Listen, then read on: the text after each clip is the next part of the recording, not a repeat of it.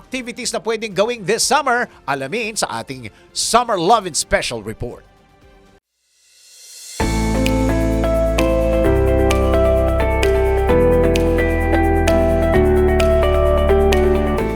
Plano ka na ba para sa darating na summer?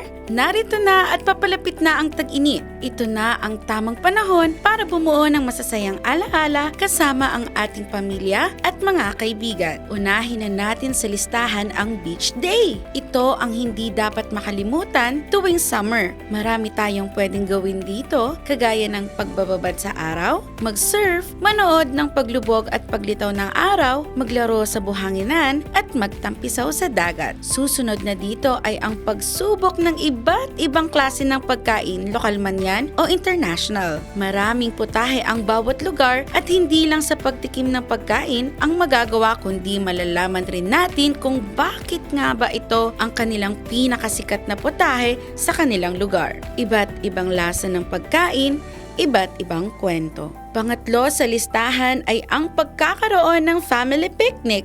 Ito ay isang pagkakataon para sa isang pamilya na kumuha ng magagandang larawan ng magkakasama at maaari ring maglaro at kumain at isa itong hindi makakalimutang pangyayari. Ito ang magsisilbing alaala na tatatak sa puso at isipan.